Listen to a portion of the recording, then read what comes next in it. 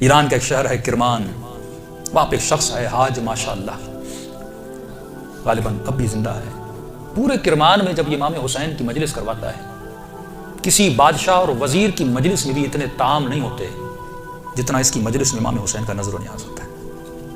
ہمارے ایران کے استاد کہتے ہیں کہ جب میں ان سے ملنے گیا اور اسی نیت سے ملنے گیا کہ پوچھوں تو صحیح آپ کے پاس اتنا پیسہ آتا کہاں سے کہ آپ امام حسین کے اتنے سفرے اور اتنے طعام لگاتے ہیں۔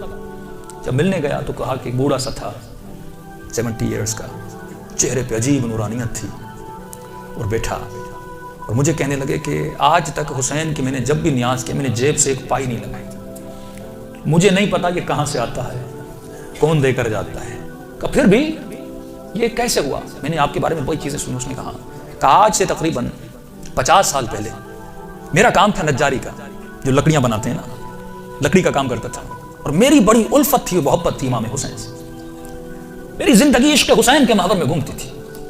میں لکڑی کا کام تو کرتا تھا لیکن میں بڑی محنت کر کے لکڑی کے ممبر بناتا تھا حسین کے لیے، مسجدوں کے لیے ممبر بناتا تھا، تعزیہ بناتا تھا، تابوت بناتا تھا، علم بناتا تھا، جس بھی مسجد کا کام ہو سب سے پہلے وہ کرتا تھا۔ پورا سال میری یہ روش تھی، مسجدوں میں ممبر دینا، تعزیہ دینا، حسین سے عشق تھا۔ اس کے ساتھ ساتھ تھوڑے ہاسپٹلس کے کام بھی کرتا تھا۔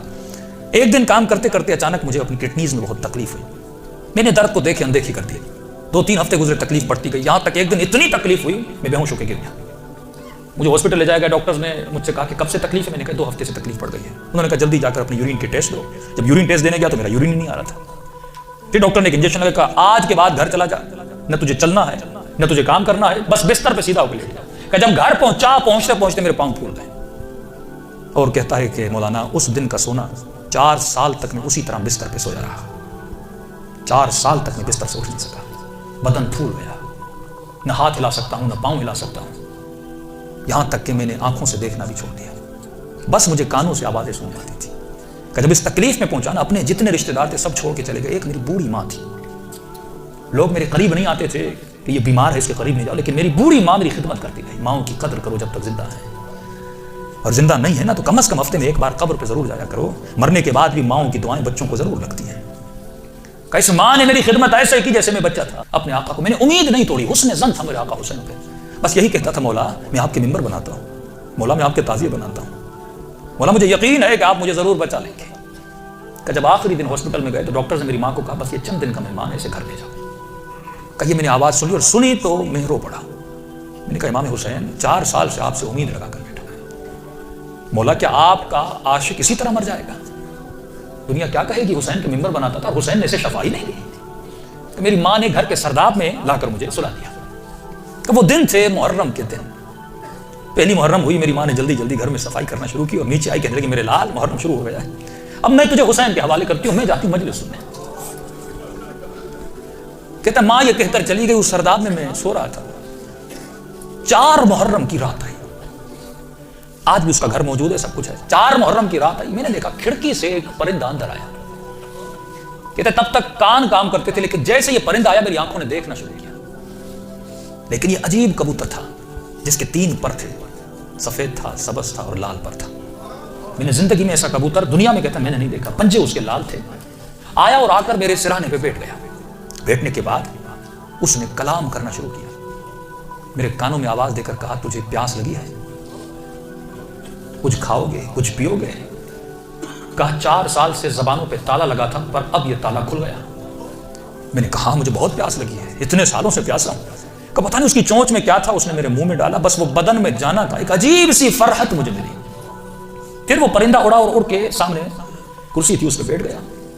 اب میں کہہ رہا اپنے ذہن میں یہ کہہ رہا تھا کہ مولا حسین اگر تو نے بھیجا ہے تو یہ اڑ کے میرے پاس آئے گا یا میرے بستر کے نیچے جائے گا، اگر تو نے نہیں بھیجا یہ اڑ کے چلا جائے۔ کہ اتنا کہنا تھا، وہ پرندہ اڑا اور میرے بستر کے نیچے جا کر بیٹھ گیا۔ تو بس اتنا ہوا، لیکن ابھی بھی بستر پہ لیٹا ہوا ہوں، لیکن تھوڑی فرحت مجھے مل چکی ہے۔ اب سوچ رہا ہوں یہ پرندہ کون ہے، کہاں سے آ رہا ہے۔ اتنے میں صبح ہوئی، میری ماں نیچے سرداب میں آئی، اس کے ہاتھ میں رومال تھا۔ پہلے زمانے میں جب لوگ روتے تھے تو ایک رومال رکھتے تھے۔ کہ جلدی دوڑی دوڑی آئی اور گیلا سا رومال تھا، اس نے اس رومال کو میرے اوپر نچوڑنا شروع کیا۔ تو میں نے کہا کہ اماں یہ کیا ہے؟ کہا یہ حسین کے غم میں جو آنسو بہائے نا تیرے بدن پہ مل رہی ہو تاکہ خدا تجھے شفا دیتے۔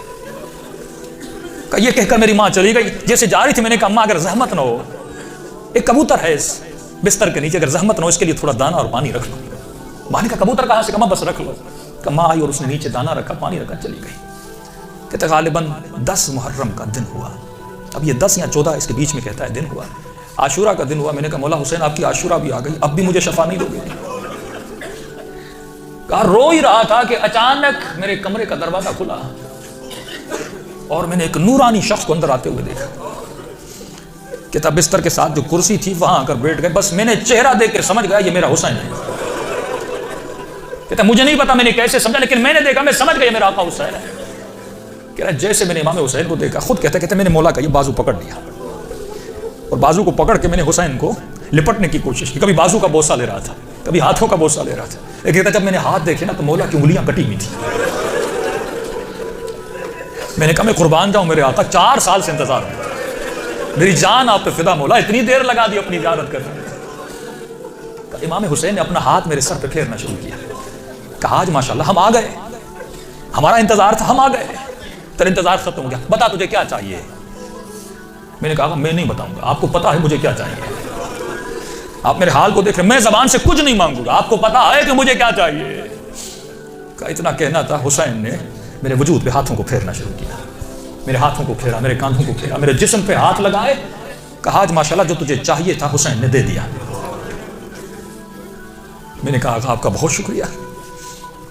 कब मौला मैंने एक नजर की थी। क्या की थी आज माशाल्लाह? मौला मैंने नजर की थी अगर आप मुझे शफा देंगे मैं 10 दिन आपका न्याज करूंगा, 10 दिन मजलिस करूंगा और 10 दिन आपका न्याज करूंगा। इमाम हुसैन ने कहा आज माशाल्लाह 10 दिन अपनी तरफ से करना, 8 दिन मेरी तरफ से करना। कहा मौला 8 दिन किस चीज के? कहा आज माशाल्लाह 10 दिन तू हुसैन के लिए करेगा और 8 दिन मेरी तरफ से मेरी अम्मा जहरा के लिए करेगा। कहता ये कहकर हुसैन चले गए और जब चले तो मैं रोने लगा। इतने में वो परिंदा बिस्तर के नीचे से निकला और उसने परवाज करना शुरू की। कहता मुझे नहीं पता वो परिंदा पढ़ क्या रहा था, हसीन आवाज में कुछ कह रहा था। आवाज सुन के मेरी माँ दौड़ती हुई नीचे आई।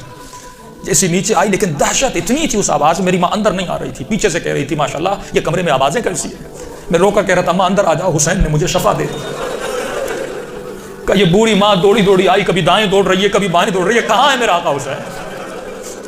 कहा मैं बिस्तर पे बैठा था, वो सूजन हर चीज खत्म हो गई। यहां तक वो कबूतर परवाज करके चला गया। ये बूढ़ी कभी कुर्सी के बोसे ले रही है, कभी बेटों के हाथों को चूम रही है, यहां मेरे हुसैन के हाथ लगे चले। रोती हुई जब शहर में आया, हमसायों ने समझा ये मर गया है, दौड़े दौड़े आए कि माँ रो रही है, शायद बेटा मर गया है। लेकिन जब पहुंचे क्या देखा, इसे हुसैन ने जिंदगी अता कर दी थी।